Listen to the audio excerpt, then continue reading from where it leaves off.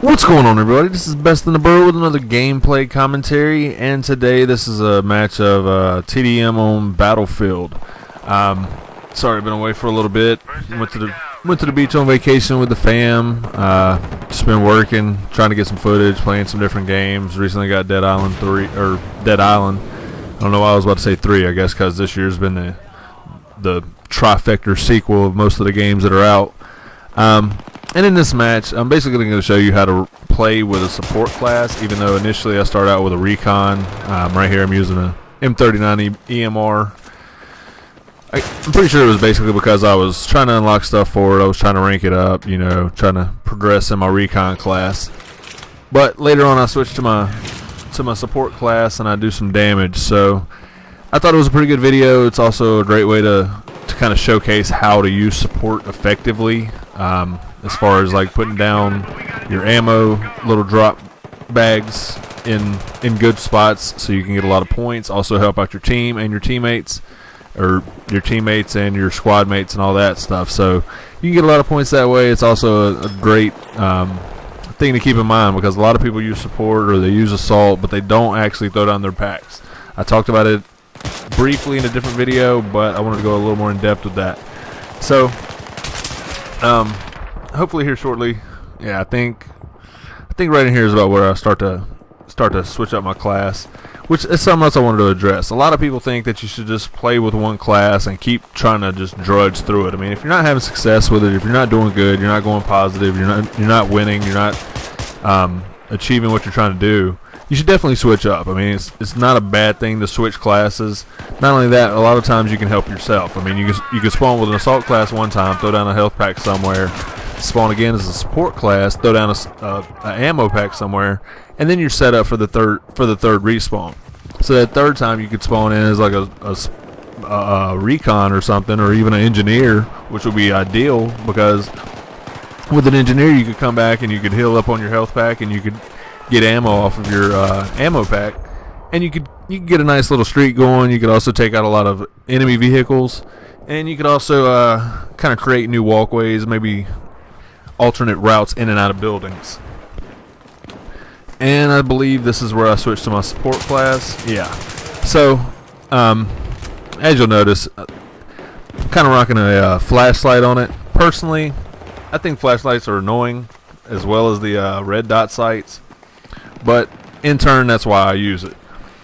Because, you know, you get into those lobbies and you play against people, and they're using a flashlight, and they have suppression on, so as soon as they look at you, you're blinded to death.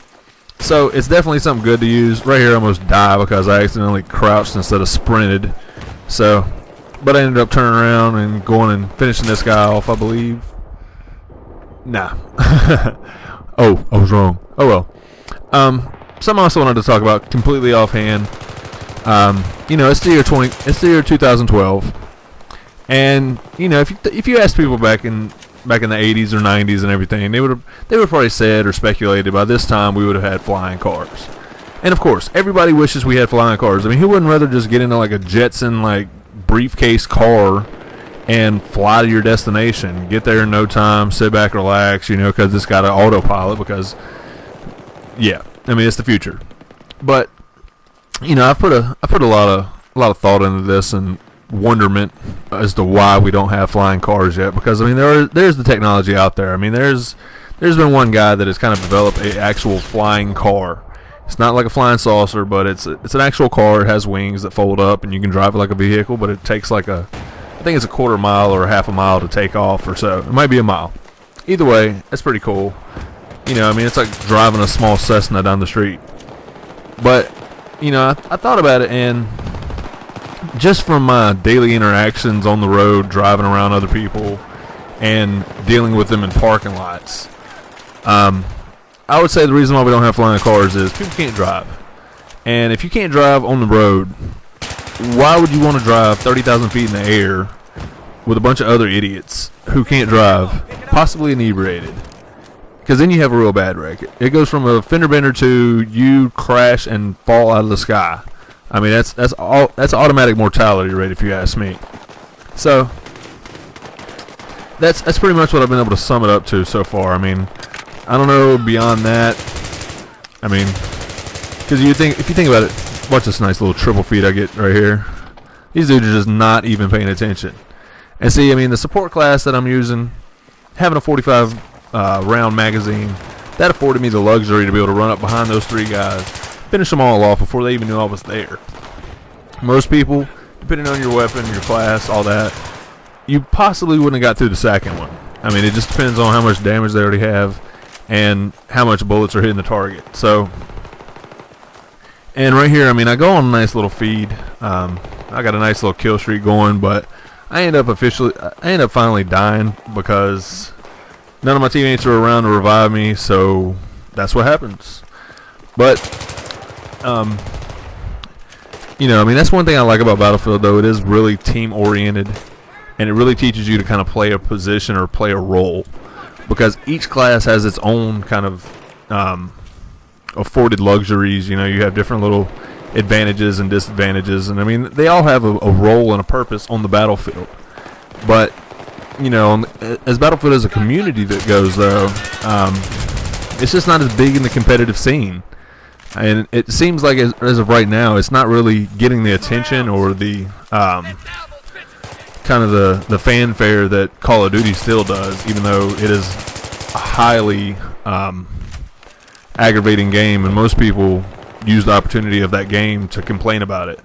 I mean, I'm sure if you go search some of the biggest Call of Duty videos that are out there as far as hits and stuff, a lot of them are probably rants or raging and, you know, people freaking out about it, not somebody talking about how they enjoy the game and the aspects of it and what you can do with it, as opposed to, you know, how most of the Battlefield people do in the community. I don't know if you're paying attention, but if you notice, periodically I'm getting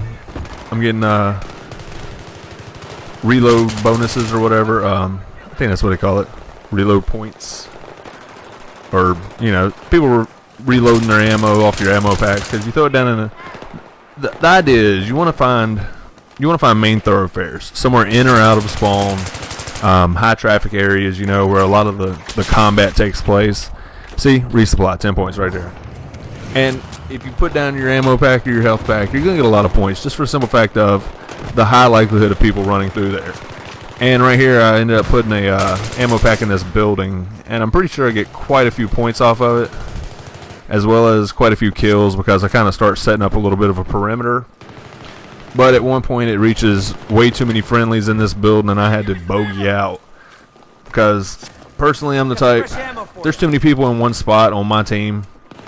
I get the F out of there, because sooner or later people are going to know where everybody is, and then it's a mortar attack or a C4 or something, or, you know, they're using a tank and dropping a building on you, and it's not going to work out well. So, you know, if you want to stay alive, kind of keep a little bit of a distance.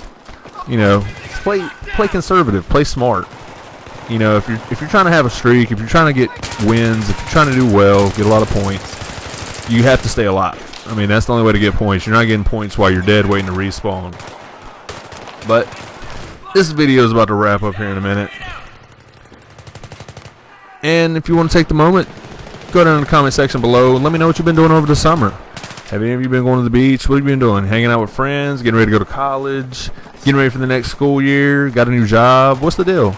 Let me know what y'all are doing. I'm interested. You know, I normally respond to a lot of people's comments. I try to stay as active as I can with my community and my fan base. So, I also want to say I really appreciate the new support I'm getting. I've gotten a lot of new subscribers, a lot of new people that are active and enjoying my content and my channel and my videos. So, I definitely appreciate that. And there will be a second part of this video because I had to cut it in half. It was like a 20-some minute video, so I just kind of chopped it up near about 100 kills, and I'm gonna just let that finish out. Be sure to rate, comment, like, and subscribe. The buttons are on the bottom. I do appreciate it, and I'll catch y'all later. Thanks.